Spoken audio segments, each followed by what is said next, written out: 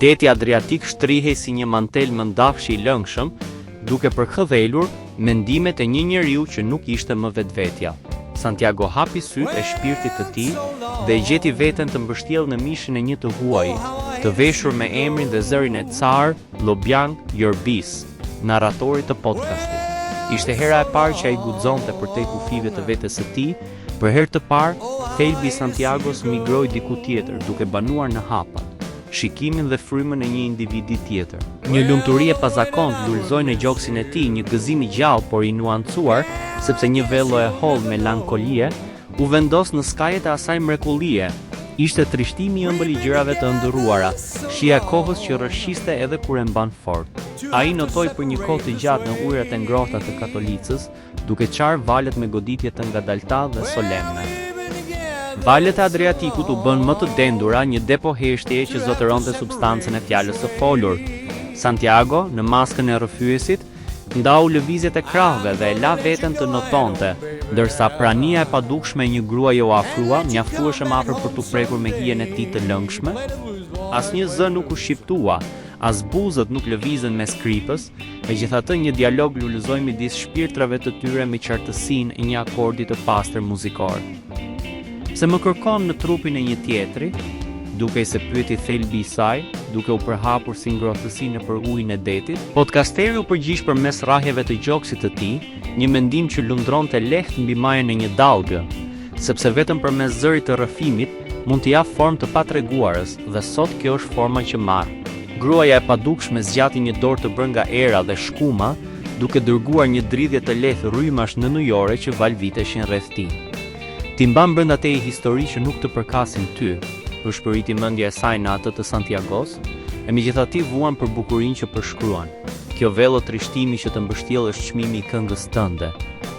Santiago e përqafoi atë të vërtet të padukshme, duke ndier ujin të bëjë më I ftohtë dhe pastaj menjëherë më I ëmbël, si një përkthjelje ngushëlluese. Trishtimi është nusja e mrekullisë, u përgjigj ai në thellësitë e vetes së tij ëndërrimtare. Notoj me ty në këtë det për të mos harruar se çdo rrëfenjë është një urë drejt së padukshmes. Të dy qëndruan aty të pezulluar në blunë primordiale të Katolikës, duke shkëmbyer sekrete pa fjalë dhe premtime të përjetshme, të lidhur nga një lidhje që jeta zgjuar nuk do të mund ta fshinte kurrë plotësisht.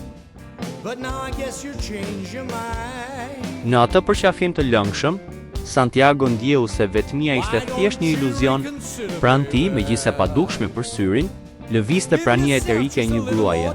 Ai nuk e pa fytyrën e saj dhe as nuk I dëgjoi zërin. Megjithatë ndjeu atë, një aromë në ajrin e kripur, një ngrohtësi të ngjashme që ndante të njëjtën val. Kjo shoqëruese e fshehtë notonte pranë tij si një hije drite, fryma e saj bashkohej me ritmin e detit. Ëndra pastaj ndryshoi konfigurimin e saj me shpejtësinë fluide të mendimeve të natës. Santiago, ende në rolin e rrëfyesit, e gjeti veten duke ecur në shtigjet e Italia in miniatura në Rimini. Atje ku madhështia e historisë u bë një mrekulli e shkallëzuar në shikimin njerëzor, ai ndihej si një gjigant mirdashës që ngrihej mbi një botë guri dhe arti. Katedralet prej mërmerit të filigranuar, pallatet shekullore dhe sheshet e famshme të Italisë ju zbuluan atij në një sintezë të përsosur dhe prekse. Kufit e ëndrës u zhvendosën edhe një herë dhe Santiago e gjeti veten duke shkelur kaldrëmin në Italia in miniatura. Në nënvështrimin e podcasterit, I gjithë gadishulli italian shtrihej si qëndisje mrekullueshme, duke ofruar detajet e lashta të gurit të transformuara në poezi. Ai u drejtua së pari drejt madhështisë së Romës, duke u ndalur para një koloseu të përsosur. Çdo hark I atij amfiteatri Flavian në miniaturë ruajti madhështinë e originalit. Santiago prekte muret e tij të vogla prej travertini me gishtin tregues, duke ndjerë nën majat e gishtave ngrohtësinë e 1000 vjet historie të përqendruar brenda hapësirës së disa pëllëmbëve. Pak më tej, kupola e shëmpjetrit spikaste në qiellin si ëndër, me kolonadën e Bernini që dukej sikur e kapte ajrin e mbrëmjes në një përqafim të vogël e solem, hapat e tij e çuan më pas drejt veriut, ku ujërat e një Venediku në miniaturë shkëlqenin me reflektime të argjenta. Ai admiroi kanalin e madh mbi të cilin rrëshqisnin gondola të vogla të zeza dhe numëroi zbukurimet gotike të pallatit të Dozhve, të përfunduara me saktësinë e një argjendari. Kampanoria e Shën Markut ngrihe me krenari ndërsa një fllad i lehtë si ëndër valzonte lagunën, duke mbajtur jehonën e këngëve të largta të vargtarëve. Më në fund, shikimi i Carlo Bianchi u ndal në Toskanë. Kulla e Pizës u paraqit me pjersinë e saj të famshme dhe të pasigurt, një mrekulli prej mermerit të bardhë që sfidonte gravitetin në një shkallë më të vogël. Pranë saj, kupola e Brunelleschi në Firenze shfaqte gjeometrinë e përsosur të pllakave të saj të kuqe dhe brinjve të bardha. Përballë një bukurie kaq të përshëndruar, podcasteri ndjeu zërin e tij të brendshëm të rezononte. Çdo monument ishte një ark e vogël, thesari ëndrash njerëzore, një skenë e përsosur për histori që ai donte t'i tregonte botës.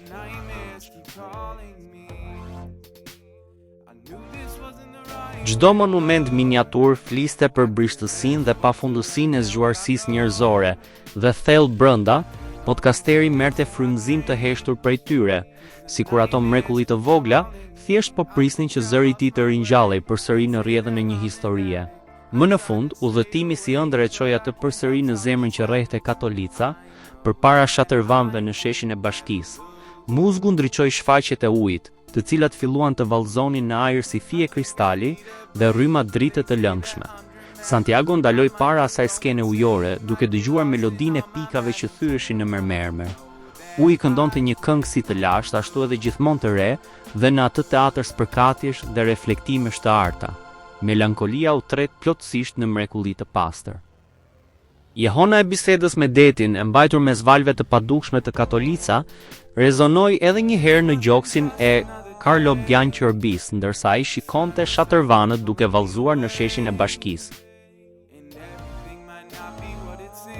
Ai shkëmbi mendimesh pa fjalë me gruan misterioze, kishte ndryshuar thellësisht natyrën e zërit të tij të brendshëm, instrumentin sekret me të cilin podcasteri i dha formë historive të tij. Santiago, ende i bashkuar me personalitetin e rrëfyesit, ndjeu se zëri i tij shpirtëror kishte hequr çdo gjurmë, arrogancë apo shkëputjeje akademike.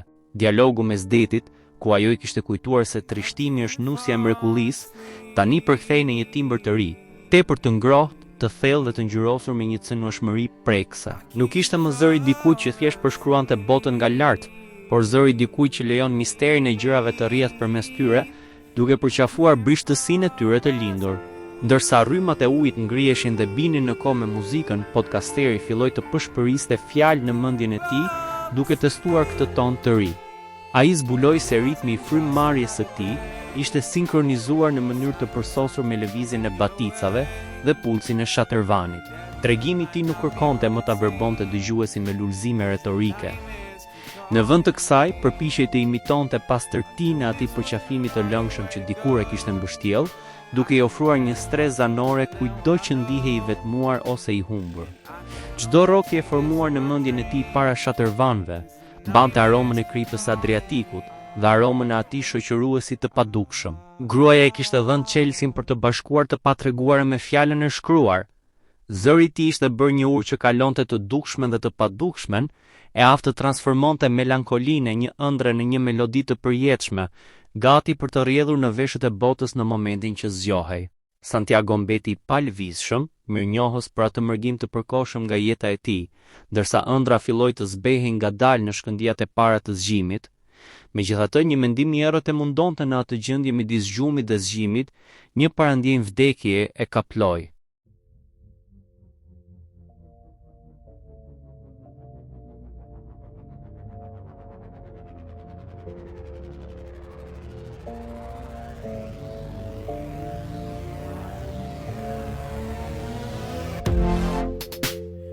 This wasn't just another day.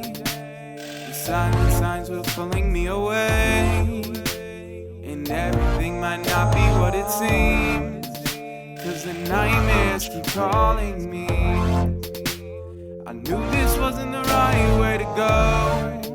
I care less what to learn than what I know, and I can only see this in my dreams, 'cause the nightmares keep calling me. I think I lost my way. They say that I'm an addict. I try to stay away, but I can't help stop these habits. I know that I can never lose. Yeah. I think I need a break. They say that I'm dramatic, I might just go insane, might get lost in all my madness. But I know that I can never lose.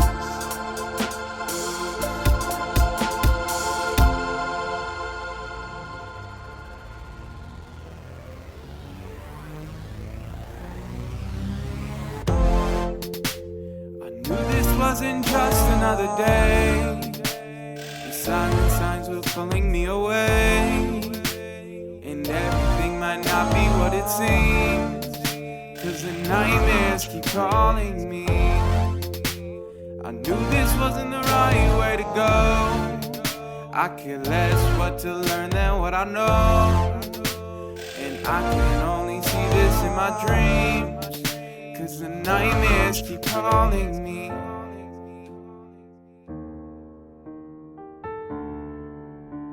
And I can't fall asleep,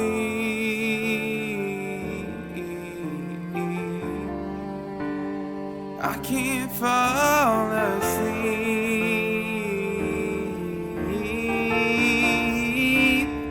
I can't fall asleep.